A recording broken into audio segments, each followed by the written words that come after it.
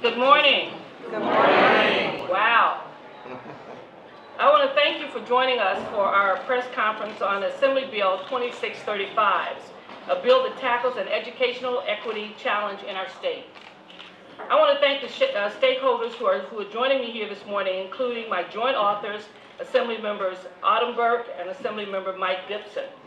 Margaret Fortune, who's president and CEO of Fortune Schools, Ramona Wilder, who's the CEO of Wilder's Preparatory Academy, Dennis Myers with the California School Board Association, Brian Rivas with Education Trust West, and Pam Gibbs with the Los Angeles County Office of Education. As a college professor, former school board member, and now Assembly member, I care deeply about providing a quality education for all students in this state. Education is truly the American equalizer, and it was education and encouragement from teachers that propelled me out of the projects of South Central Los Angeles into college at UCLA and San Diego State and on to a career in education and public policy. And I think the same is true for our co-authors, our joint authors here, and for the California Legislative Black Caucus. AB 2635 is the #1 priority bill for the California Legislative Black Caucus this year. And that is because in 2017, the SBAC test scores confirm a disturbing fact that has been documented for years. African American students, irrespective of income, are performing below the state average in both English language arts and math. Only 31% of our students met the English language arts standard, and only 19% met the math standards. In addition, African Americans have the lowest high school graduation rate of any student group at 72.9%, and also have the highest suspension rate of 9.8%. Something has to be done, and it needs to be done now. The local control funding formula was enacted in 2013 and was designed to target funds to students that were most in need. And I'm very familiar with the fact that 5 years ago when I came to this house, I was one of the leading advocates for the local control funding formula, because it talked about distributing resources to the neediest of our states and making sure that those resources were used to close the achievement gap. At LCFF, and so it is a living document, and it was tried to do that. But what we discovered that there's a problem with LCFF, and that problem needs to be fixed and not ignored. AB 2635 will create a new supplemental grant in addition to current supplemental grants for low-income English learners and foster youth. The new grant would provide additional support and resources for the lowest performing subgroup of students, which currently happens to be African Americans. There are 350,000 African American students in the state, yet only 260,000 are receiving a supplemental grant and fall under the category of low-income English language learners or foster youth. The new supplemental grant would support the 90,000 students in this low-performing group who are not currently receiving additional funding and support. AB 2635 will be heard in the Assembly Education Committee this afternoon. It is the bill's first step in the legislative process. At this time, I'd like to ask if Mr. Bradford, who is representing the California Legislative Black Caucus, would like to make comments. Thank you, Dr. Weber. Good morning. Good morning. As Vice Chair of the Legislative Black Caucus, I'm happy to be here to support advancing education experiences for Black students throughout the state of California. AB 2635 would both recognize the lowest performing subgroup as a category in the local control funding, or LCFF, and create new funding source to accommodate those additions. The lowest performing subgroup underperforms the California average of 18% in English and 19% in math, which is below every current funded LCFF group. The lowest performing subgroup are Black children, yet they are excluded from success to essential funding. African American students from different districts, socioeconomic backgrounds, and schools have been historically neglected in academic settings. The California Charter School Association published a study which identified key findings in the performance of African American students. African American students who are underfunded perform below the state average in both math and English, setting them up for a path that will disrupt their socioeconomic growth and advancement here in California. In addition to our students, students are most likely to be disciplined and suspended than the other students, as shown in various studies linking the implicit bias and damaging stereotypes. Because of this, and their lack of access to adequate school resources, the future of our next generation looks grim unless we take meaningful action, and Dr. Weber's bill, AB 2635, does just that. Equal education is essential to student success and prosperity. We cannot allow African American students to be left behind any longer. Including the lowest performing subgroup as part of the LCFF will finally give the framework to improve the learning experience for the future outcome of Black students. Again, as Vice Chair of the Legislative Black Caucus, I'm honored to be here, and I will end with a quote from Nelson Mandela. Education is the most powerful weapon which we can use to change the world. We need to make sure African Americans have that weapon. Thank you.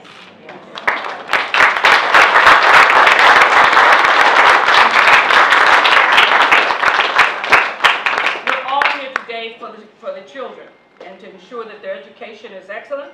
And speaking on behalf of them will be Nyla Dubose, a high school student at the Rex and Margaret Fortune Early College High School in Elk Grove, to say a few words about the importance of AB 2635.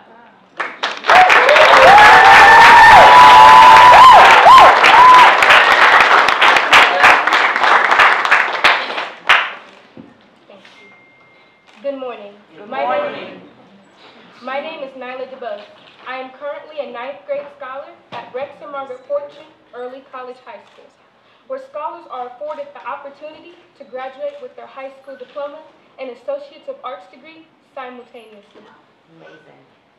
An estimated 90,000 African American students are not receiving the proper and necessary support in their academic careers simply because they are not low income. As young Black teenagers in America, we are in a constant fight for our freedom and cultural identity. Yes. According to a recent study, African American suspension rates in schools are at 9.8%, which stand as a record high when compared to other subgroups. AB 2635 is important because for us African American youth of today, receiving our education is our most powerful asset. It is our most powerful asset because it will help us to reduce the school suspension rates, but in the same breath, increase the graduation rates of African American students. Instead of funding California prison systems, you should be funding education equity. Yes. As our legislative leaders, you can no longer continue to exclude the lowest performing subgroup, which continues to be students who look like me. Yes. By adding the African American subgroup to a new supplemental grant category and allocating just $360 million to all California schools who are currently serving unfunded African Americans, then you are not only preparing today's generation for tomorrow's future, but then you are also joining the fight to end the persistent cycle of prejudice, oppression, racism, and inequity in our education systems today. Yes. Before I go, I'd like to leave you with this quote by the incomparable revolutionist, philanthropist, and human rights activist Nelson Mandela. Education is the most powerful weapon in which you can use to change the world.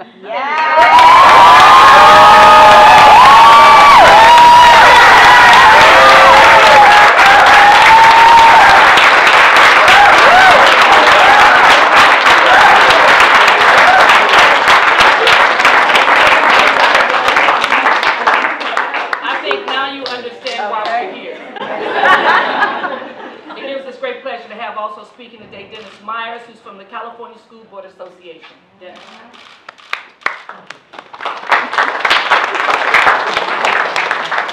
Thank you, Dr. Weber. One of the strengths of LCFF is that it forces decisions locally. School boards look at data and find where holes are in their program, and then they shift resources to make sure that those holes are filled. And that's what AB 2635 does, is it looks at the data and shows that there's something missing out of LCFF. It shows that there are students who may be benefiting from LCFF, but there are still subgroups who are not. And that's what this does, is it looks at the data, allows the state to shift some resources where resources are missing so that decisions can be made to focus now on the lowest performing students. And that's what LCFF is about student achievement and closing achievement gaps. So we're proud to be supportive of we hope it's ACA, right? of AB 2635 because of the direction of resources. In a year that we can do that, so to make sure that all students are covered by what we meant to do 5 years ago with LCFF. So thank you very much. Thank you.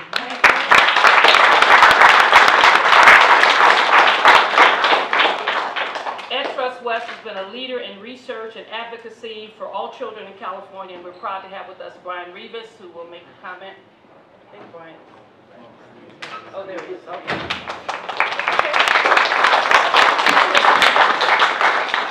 Good morning, everyone. Good morning. It's an honor to be here alongside these leaders and champions for equity. What I wanted to share is my organization is focused on closing opportunity and achievement gaps through research, analysis, and advocacy. We've identified AB 2635 as one of the most important bills for education equity this year. And the reason is Dr. Weber and the sponsors have uncovered a blind spot in LCFF. And that is a group of students who aren't doing well, who aren't getting the supplemental funding that others are getting. Our review of the research shows that extra funding could make a difference for these students. And these students deserve greater attention and local control and accountability plans. And lastly, I would say perhaps as important as the bill are the data underlying the reasons that prompted its introduction. We think that it's alarming that one group continues to be at the bottom of any objective review of assessment data, and we think we all need to be asking what's going on to African American students systemically in our state, and why does one group continue to be at the bottom? So thank you, it's an honor to be here, and we're proud to be supporters of this effort.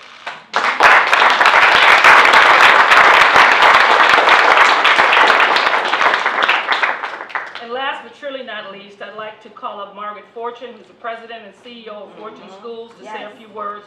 I want to acknowledge Margaret's leadership in spearheading AB 2635 and her daily work leading a network of 7 charter schools in Sacramento and San Bernardino dedicated to closing the African American achievement gap. After Ms. Fortune, then we'll have some additional questions and comments. But at this time, I give you Margaret Fortune.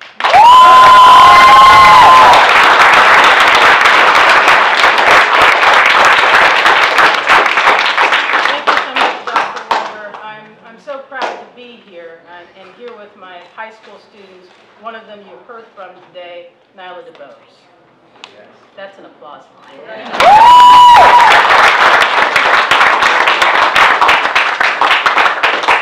founded the Fortune School Charter School Network to close the African American achievement gap in Sacramento and in San Bernardino.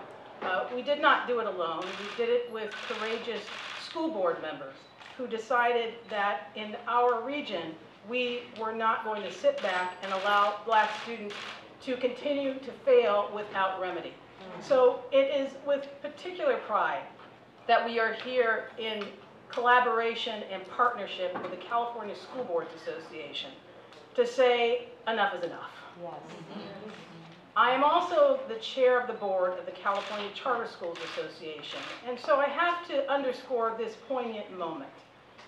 Typically, CSBA and CCSA are on opposite sides of the issue. In fact, we frequently meet each other in the courtroom. But today we meet each other in this room, in the speaker's room, to support black students. And in fact, we're supporting the students that are the lowest performing subgroup outside of students with special needs. Today it's African American students. Tomorrow it could be Native American students. The next day it could be Latino students. The students who are in the most need are the ones that equity demands that we give support. And isn't that the reason why the local control funding formula was created in the first place? I want to invite all members of the Education Coalition to join us in support of AB 2635. Your moral conscience demands it. Yes. In Sacramento, we have been rubbed raw with the killing of Stephon Clark. Yes. Many of the civil rights leaders who join me in the support of this bill and the co-sponsorship of this bill are the same leaders who are taking on the struggle about the targeting of black youth in the street by the police. Yes. I have to ask the question, Yes. why can black youth be targeted by the police but not targeted for school funding? That's Thank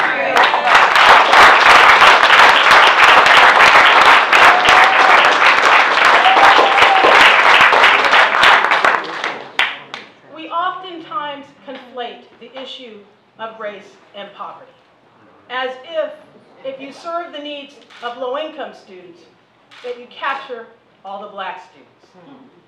There is something in the achievement gap that is not just about poverty. Yes. There is something more at play here. And I understand that there are some advocates of Proposition 209 that will say, we can't do something for black people. The result of which has been to calcify black achievement at the bottom. Yes. I, for one, am proud of these legislators who are sponsoring this bill and the congressional and the, I promoted everybody in Congress.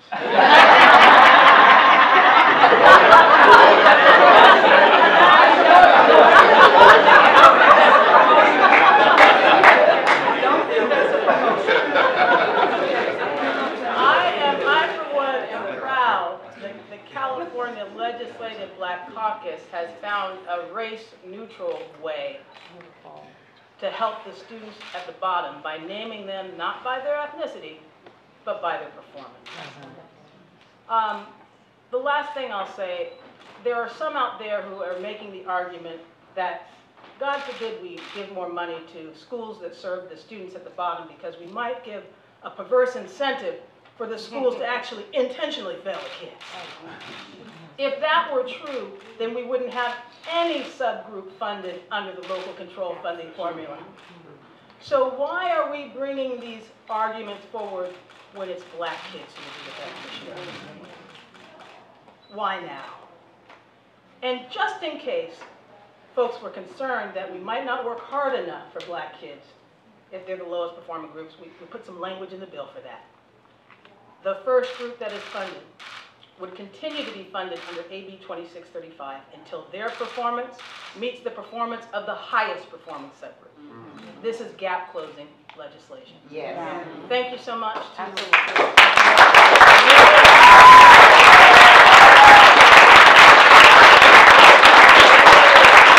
That we're taking and a bill that will be on before the Education Committee this afternoon. There is no greater task we have than to make sure that every child in the state of California is educated. And when we undertook the local control funding formula and the various elements of that 5 years ago, we had no idea that we would still leave out a significant number of our children. But those of us who've served in various capacities on school boards and around the state know that the issue facing African American children is really not economic. I think a recent study done from New York showed us very clearly that African American children who have the same socioeconomic advantages, same level of parent support in terms of their parents having the same kind of careers and professions and live in middle-class neighborhoods, and we can go on and on, that are very similar to their white peers, generally do not achieve at the same level, are not given the same opportunities, and actually do not earn as much as their peers earn when they leave. So there are some systemic issues that are deep. We are optimistic that once the funding is available, it will challenge our systems to begin to look carefully at what is there that goes beyond just economics and goes to other things. When I was on the school board, we had a school that was in a very affluent community. The kids were there. We had kids who were bused into the school as well. But it was interesting that at Scripps Ranch High School, the children who lived in that community, whose parents were professionals in that community, achieved at the same level as students who were bused in from the lowest community we had. And then when we disaggregated the data, we learned that in the city of San Diego, and there's a high school called Lincoln High School, there's a Lincoln High School in every community that's basically African American or low achievement or low economic. We discovered that there was a Lincoln High School in every school in San Diego.